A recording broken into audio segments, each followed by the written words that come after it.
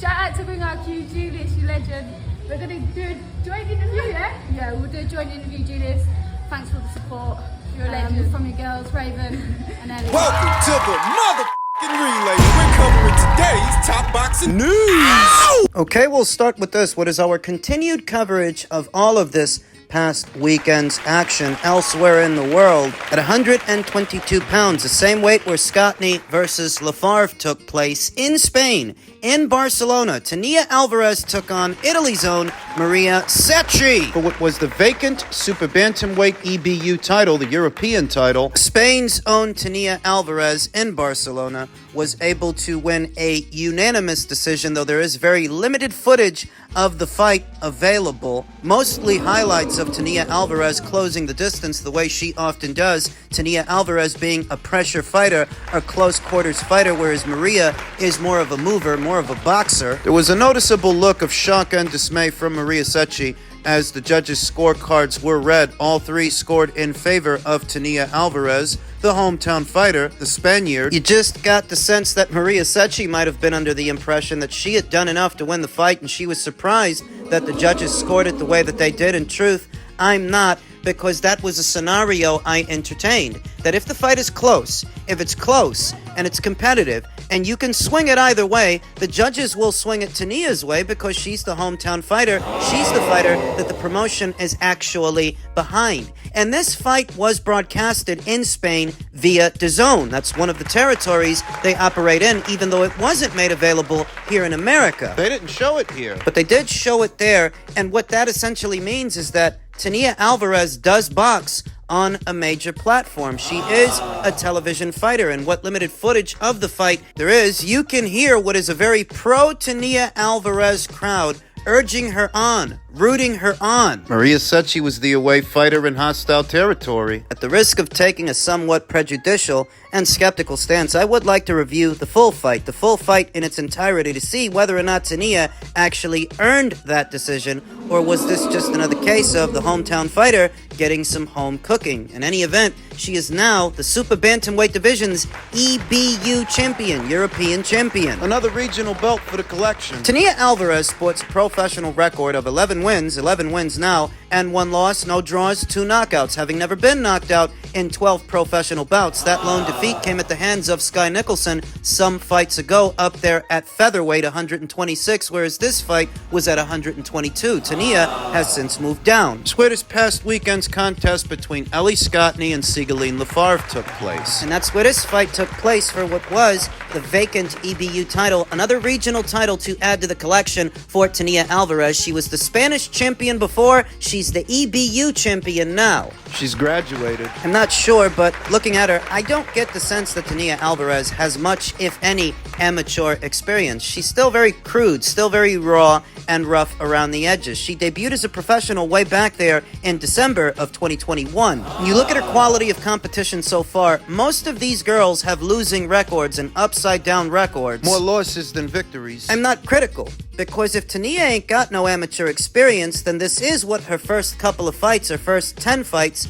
is supposed to look like. You don't just throw her in there with the Wolves, throw her in there to the Wolves just yet. She needs time to develop, and I think that's what she's doing. I think her handlers are doing a very good job of keeping her busy. She had 5 fights in 2022, 4 fights in 2023, 4 fights since having dropped that decision to Skye Nicholson in February of last year. She has since rebounded, and she's on a 4-fight winning streak. I saw Ellie Cecchi take to her own social media immediately after her fight with Cecchi Lafavre, inquiring about fighting on the undercard of what could be Taylor versus Serrano 2, the rumored fight set to go down in the Sphere in Las Vegas. Ellie wants to fight on that card. Tszyu Alvarez, On this schedule, she would be available, theoretically. given that all the other champions are otherwise preoccupied. Erica Cruz is about to satisfy her mandatory challenger in Nazarena Romero. Jamie Mercado is set to return to action very soon against Linda Leka, and beyond that, she's rumored to be facing Ramla Ali if she can stay champion. At the moment, all the other champions are otherwise preoccupied and unavailable to unify with Ellie. So,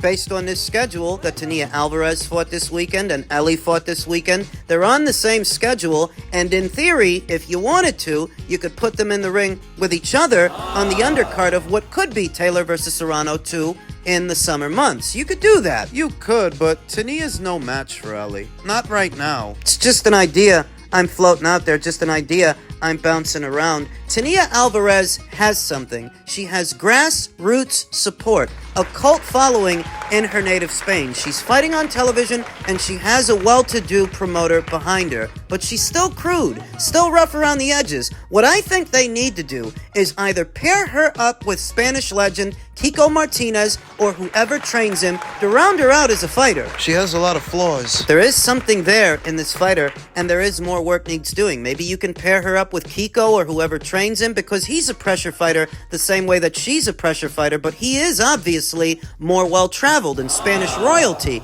as far as boxing goes. You can do that, or you can outsource her. Send her out. Send her to America. I noticed that Manny Robles, one of my favorite trainers, he works with both Ramla Ali and Mizuki Hiruta of Japan. He's been training some really good female fighters. Maybe Tania Alvarez could be another. But what about Coach G, Gloria, who trains Yokasta Valle and her younger sister Naomi, her daughter, right hook Roxy? Maybe she could work with Tania. Round her out as a fighter, make her better. I'm not talking about reinventing the wheel here. I'm talking about tightening up on the things she's already good at, because she is a pressure fighter, a mid-range to inside volume puncher. Changes don't have to be dramatic, they're improvements. Additions to render Tania Alvarez a better version of the fighter that she already is. Congratulations to her for winning the EBU title this past weekend, but there really is more work needs doing.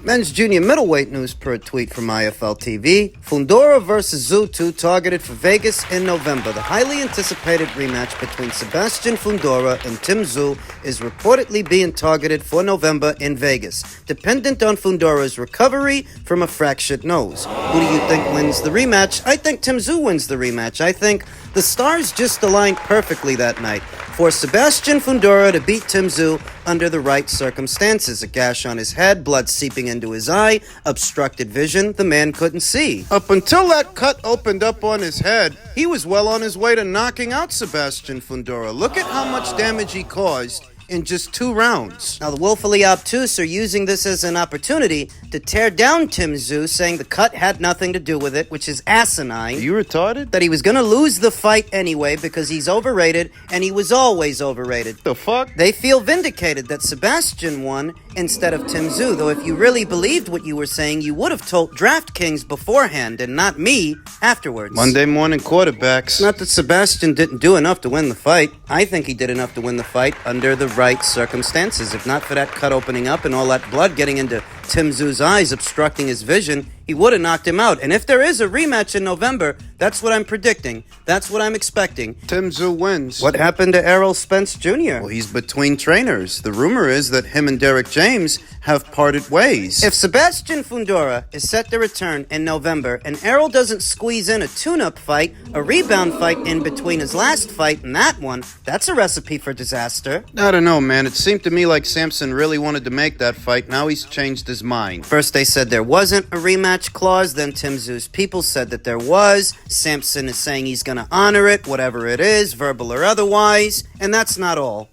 Can you confirm or deny, has Terrence Crawford contacted the WBC to try and enforce his champion status at 147 to also be the mandatory for the WBC at 54? Because the winner, obviously, Fundora, has won 2 belts. He enforced his WBO mandatory status, but Fundora, if he chooses, can vacate the WBO and keep the WBC. Has Crawford or his team contacted to try and be, just like Canelo has done, and how Bill Haney and Devin Haney did from 135 to 140? I was contacted by Crawford attorney. Yes. And basically he just said that he is going to keep us informed on what the plans are. So we have no specific information regarding any petition from Crawford, just that he will be in contact with us. You can't forget about Terrence Crawford. Terence Crawford, 3-time lineal, 3-time Ring Magazine, 2-time undisputed champion, and currently he's the mandatory challenger for the WBO title Sebastian Fundora still has. He's still in the picture. What do you think happens? Yeah, well, some people think that Sebastian might fight Spence towards the end of the year, and Terence may end up fighting Tszyu for the newly vacated WBO title. That under pressure to fight him, Sebastian might drop the WBO and move forward with the Spence fight for the WBC. Yeah, that's what some people think, but the most recent reports seem to indicate that Tim is going to be running it back with Sebastian, and if that happens, where does that leave Terence? Terence is rumored to be facing Israel Madrimov, newly crowned WBA junior middleweight champion, and if he keeps pressuring Sebastian to satisfy him as a mandatory, what Sebastian might do is drop the WBO title, at which point Terence can bring it to that Israel Madrimov fight, making it for 2 alphabet titles instead of just 1. Listen, I don't think either Team Fundora or Team Tszyu are all that pressed to face Terence Crawford next, that if they have to choose between him or fighting each other, they will elect to fight each other, because now they've got some backstory and they have an angle to sell that fight, whereas with Terence Crawford, you're gonna lose. more so, I think Tim Tszyu would like to get revenge on Sebastian Fundora. I think Tim and his team know that they're a lot better than what they showed that night. They're a lot better than those circumstances, and they want to get revenge on Sebastian Fundora, who did what he had to do in that situation. If the guy can't see, take advantage. Brutal sport. So if they have to drop the WBO title to move forward with that rematch, I think they're going to do that. I think they might actually fight in November. Yeah, people talk, people say this and that, but when push comes to shove, nobody's really in a hurry to fight Terence Crawford. Not those two. It took Errol Spence Jr. 5 years to do it. And you saw why in the fight. WBC President Mauricio Suleiman said that they received some kind of communique from Terence Crawford's lawyers. To what extent, I don't know, because while Terence is the mandatory for the WBO, he's not the mandatory for the WBC. Earlier this week, Samson Lukowicz confirmed that he himself received a communique from Terence Crawford, but he wouldn't entertain it because Sebastian is injured. Very curt, very abrupt with the Terence Crawford people who have Saudi Arabian backing behind them. Something is going to happen involving Terence Crawford, though I don't think it'll involve Sebastian Fundora. Don't forget about Bakram Murtazaliev, newly crowned IBF champion. Who I believe is promoted by Kathy Duva of Main Events and managed by Aegis Climax, who does a lot of business with the people over there at Top Rank. To my knowledge, he doesn't have any formal affiliation to the PBC, and the whole reason he was over there was because he was waiting for his crack at the apple at the IBF title, but now he's got it. And I'm not sure he runs back to the PBC and takes it over there, or that Aegis and Kathy don't take him somewhere else. Surely the Saudis could find use for him now that he's a champion. He's a guy that doesn't have much of any marquee value because the people at the PBC had him fighting on the non-televised portions of their shows. So most aren't familiar with him, though because he's a champion now, that could open up some doors, and maybe one of them might lead him to Saudi. There's a lot of moving parts at 154, and the situation is immaterial. But that's the latest from out of the men's junior middleweight division, and we'll see what materializes and what doesn't.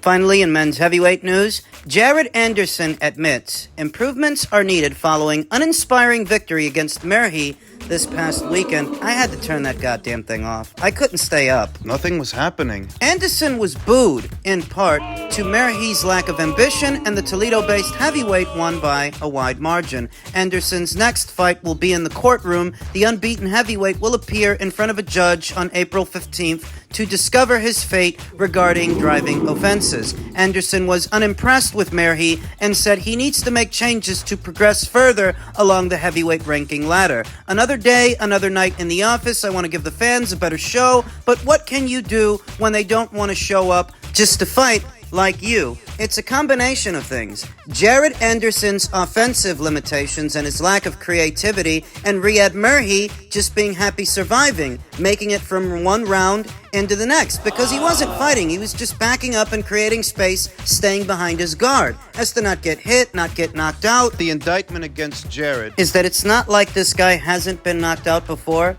because he has. He got knocked out years ago in 2018 by Arsen Goulamarian. The same Arsen Goulamarian that Zerto boxed his socks off, that's the same guy that knocked Riyad Merhy out where Jared Anderson couldn't. years later. It's not a good look. Jared Anderson continued, 10 rounds. That's the biggest takeaway. I've got to make some changes. I made some changes. I got hit with a few punches, but I shouldn't have gotten hit at all. He didn't even come to fight, so I shouldn't have gotten hit at all. The fans, as much as I love them, they can't take care of me if I get hurt or I get brain damage or something. So my goal is to get hit the least. So that's what I tried to do tonight. I tried to get hit the least and just win. It was an ugly night of boxing, man, but I got the W, so we move on. My opinion? If that were Daniel Dubois in there, or Joe Joyce, or Fabio Wortley, or Frazier Clark in there with that same Riyad Merhy don't hear the final bell. If that were Dillian White in there with that same Riyad Merhy, yeah, I don't think it goes the distance. Why does it feel like Americans are obsessed with this minimalist approach to boxing